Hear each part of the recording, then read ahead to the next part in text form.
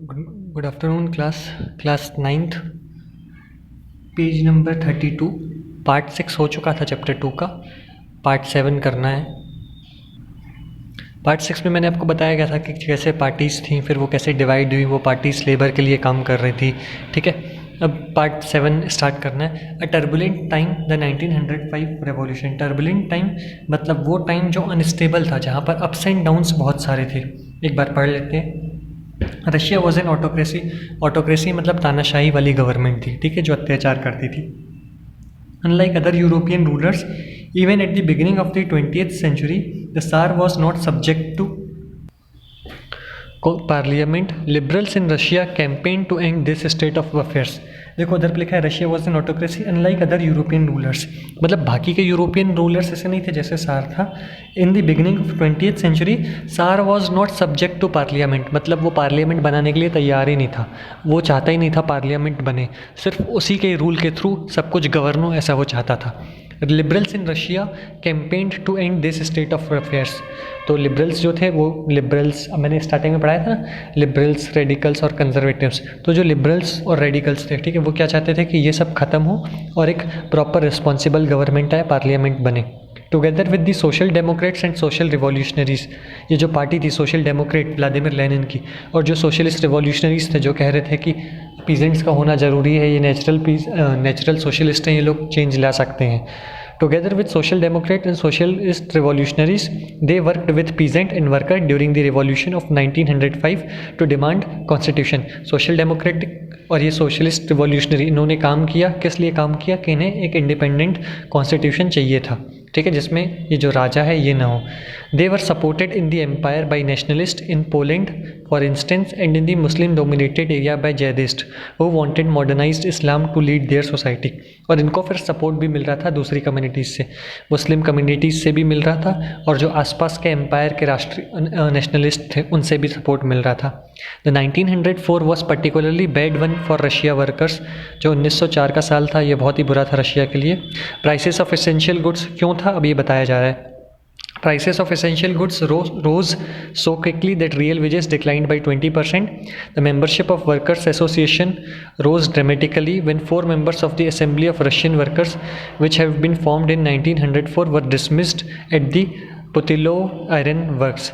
देखो था क्या, 1904 में जो रशिया के वर्कर्स थे उनकी कंडीशन क्यों बैड होती गई, जो ज़रूरत का सामान था उसका प्राइस बहुत बढ़ रहा था, रियल वेजेस गिर गई थी, मतलब जितना कमा रहे थे। फॉर एग्जांपल हम 10,000 का पहले किराना आ जाता था, अब 10,000 का नहीं आ रहा है, अब 13,000 का आ रहा है। तो अब उन 10,000 रुपये से मांगे पूरी नहीं हो रही थी, तो जो रियल वेजेस थी उसमें डिक्लाइन हो गई थी, वो गिर गई थी। और जो membership of workers association rose dramatically, ये जो एसोसिएशंस थे वर्कर्स के ये कंटिन्यूस बढ़ते जा रहे थे। इसलिए बढ़ते जा रहे थे क्योंकि इन एसोसिएशन का काम क्या था, लोगों को न्याय दिलाना, तो वर्कर्स भी फिर इनके साथ जुड़ते जा रहे थे, ठीक है। तो ओवर दी फिर यहाँ पे लिखा है when 4 members of the assembly of Russia workers which have been formed in 1904 were dismissed at the Putilov iron works, there was a call for industrial action. ये जो पुतिलोव आयरन वर्क्स एक iron industry थी, वहाँ से क्या हुआ, 4 workers को निकाल दिया गया, ठीक है। तो फिर ये एसोसिएशंस और भड़क गए, क्यों, क्योंकि इन ज़रूरत पड़ती थी तो रख लेते थे, अदरवाइज निकाल देते थे। तो एकदम से अनएम्प्लॉयमेंट आ जाता था, तो वो वर्कर क्या खाएगा और अपनी फैमिली को क्या खिलाएगा। Over the next few days, over 110,000 workers in St. Petersburg went on strike, demanding a reduction in the working day to 8 hours. देखो over the next few days, कुछ दिनों में क्या हुआ, 1,10,000 वर्कर स्ट्राइक हड़ताल पे बैठ गए कि जो ये जो वर्किंग आवर्स है इसको कम करके 8 घंटे कर दिया जाए, वेजेस बढ़ाई जाए, इम्प्रूवमेंट किया जाए वर्किंग कंडीशंस में। When the procession of the workers led by Father Gapon reached the Winter Palace, it was attacked by the police and the Cossacks. अब फादर गेपन कौन थे, एक ये वो पर्सन थे जो वर्कर्स जो पार्टीज़ बनी थी ना ऊपर, इनमें से एक ये पर्सन थे जो लीड कर रहे थे वर्कर्स को, ठीक है। तो ये लोग वर्कर्स का जो प्रोसेशन है, प्रोसेशन मतलब ये जो रैली विंटर पैलेस में पहुंची जहाँ राजा रहता था, तो इस पर जैसे ही ये पहुंची राजा से हक मांगने कि टाइम कम कर दिया जाए। अब देखो ये लोग क्यों राजा के पास गए, क्योंकि राजा जो है ना इंडस्ट्रियलिस्ट को कुछ डांटता नहीं था, इंस्ट्रक्ट नहीं करता था, डायरेक्शन नहीं देता था, ठीक है। तो इंडस्ट्रियलिस्ट क्या करते थे, मनमानी करते थे, इन्हें सज़ा नहीं मिलती थी। सज़ा नहीं मिलती थी क्यों, क्योंकि राजा सज़ा देता ही नहीं था, क्योंकि राजा कहीं ना कहीं उनसे जुड़ा हुआ था, ठीक है। मैंने इधर पे बताया था पिछले पेज में कि जो नोबल्स लोग थे, नोबिलिटी थी, वो राजा से जुड़े हुए थे, चापलूसी करते थे, वो लोग पॉपुलर हुए क्यों, क्योंकि राजा को सर्व करके। तो ये लोग जैसे ही राजमहल में पहुँचे, विंटर पैलेस, तो क्या हुआ, राजा ने अपनी पुलिस के थ्रू, कोसेक्स मतलब क्या होता है, जो राजा की पुलिस सिक्योरिटी गार्ड रहते हैं उनके थ्रू अटैक करवा दिया। Over 100 workers were killed and about 300 wounded. 300 घायल हो गए, 100 वर्कर्स मर गए।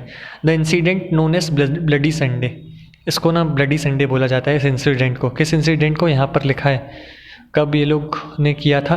अच्छा, ऐसा यहाँ पे लिखा नहीं है, ये वैसे इसकी डेट है 22/1/1995, 22 जनवरी 1905 को ये हुआ था। ठीक है, started a series of events that became known as 1905 revolutions.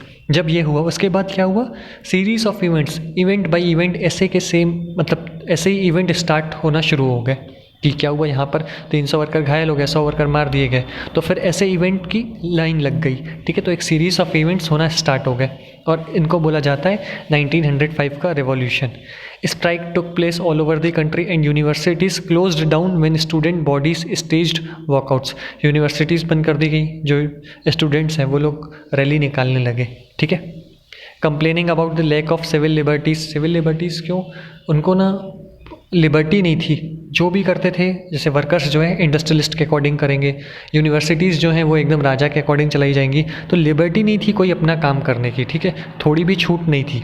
Lawyer, doctor, engineer and other middle class worker established the union of unions and demanded a constituent assembly. अब ये जो प्रोफेशनल्स हैं इन्होंने अपना एक ग्रुप बना लिया और इन्होंने ये बोला कि हमको एक कॉन्स्टिट्यूएंट असेंबली, एक संविधान सभा चाहिए।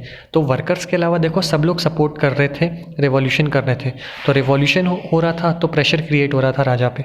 ड्यूरिंग द 1905 रेवोल्यूशन द सार allowed the creation of an elected consultative parliament और ड्यूमा। मैंने आपको सिविक्स में बताया था कि जो रशिया का पार्लियामेंट है उसे ड्यूमा बोलते हैं और जर्मनी का पार्लियामेंट को रिस्टेक बोलते हैं।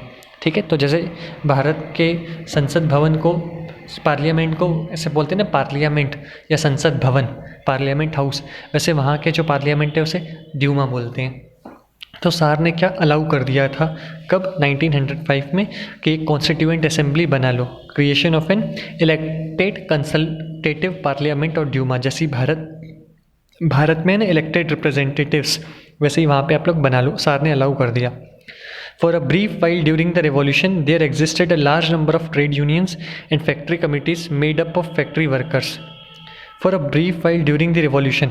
अब देखो रिवॉल्यूशन के दौरान कौन कौन था, नंबर ऑफ ट्रेड यूनियंस, व्यापारियों की यूनियंस थी, एंड व्यापारियों की मतलब छोटे मोटे व्यापारियों की, and factory committees made up of factory workers, और जो फैक्ट्री वर्कर्स थे, पीजेंट्स थे, उनका ग्रुप था। After 1905 most committees and unions worked unofficially since they were declared illegal. अब क्या हुआ, जो एक एसोसिएशंस वगैरह बने थे ना, जैसे राजा ने अलाउ कर दिया कि आप लोग ड्यूमा बना लो, तो राजा ने क्यों बोला, क्योंकि यह क्या, ये लोग बहुत हल्ला कर रहे थे, तो हल्ला शांत करने के लिए राजा ने बोला कि एक काम करो, कंसल्टेटिव पार्लियामेंट बना लो। ठीक है, तो जब ये लोग बनाना वगैरह स्टार्ट किया इन्होंने, तो फिर राजा ने धीरे से क्या किया, जितने भी इन्होंने पहले एसोसिएशंस वगैरह बनाए थे ना, कमिटीज़ बनाई थी ना, उसको सबको इलीगल डिक्लेयर कर दिया। उसके बाद severe restrictions for placed on political activity. अब ये जो ड्यूमा के दौरान ये जो पार्लियामेंट बनाया था, इस पर रिस्ट्रिक्शंस लगा दिए, किसने, राजा ने। पहले खुद ही अलाउ किया, फिर रिस्ट्रिक्शंस लगा दिए, इसलिए अलाउ किया ताकि ये लोग हल्ला न करें, जब माहौल थोड़ा ठंडा हो जाए फिर रिएक्शन लेगा। और जो ड्यूमा था उसको विदिन 75 डेज में डिसॉल्व कर दिया गया। ठीक है, and they reelected second Duma within 3 months. Second Duma, पहले फर्स्ट ड्यूमा को 75 डेज में डिसॉल्व कर दिया, ख़त्म कर दिया। फिर सेकेंड ड्यूमा बनी थी, वो आपके कोर्स में नहीं दिया है, सेकेंड ड्यूमा बनी थी, तो राजा ने क्या इल्ज़ाम लगाया था उनके ऊपर ये इल्ज़ाम, उसको भी डिसॉल्व कर दिया। ये कहे कि जो सेकेंड ड्यूमा है वो राजा की फैमिली को किल करने का प्लान बना रही है। ठीक है, तो उसको भी डिसॉल्व कर दिया, यहाँ पे लिखा है। And they reelected second Duma within 3 months. उस ड्यूमा को, जो पार्लियामेंट बना था सेकेंड, उसको 3 मंथ में डिसॉल्व कर दिया। फिर एक थर्ड ड्यूमा बनाई, उसमें क्या हुआ, he did not want any questioning of his authority और any reduction in his power. वो किसी भी प्रकार से पार्लियामेंट बने तो बिल्कुल ऐसा नहीं चाहता था कि उसके जो अथॉरिटीज़ हैं या उससे कोई क्वेश्चन करे या उसकी पावर में कोई रिडक्शन आए। He change the voting laws and packed the third Duma with conservative politicians. अब उसने क्या किया, थर्ड ड्यूमा बनाई, अलाउ किया, लेकिन उसमें कौन थे, कंजर्वेटिव पॉलिटिशियंस। कंजर्वेटिव पॉलिटिशियंस मतलब वो जो रिच लोग थे, ठीक है, जो राजा की चापलूसी करते थे, जो पॉपुलर बने थे राजा के कारण, उसमें वो लोग इंक्लूड थे।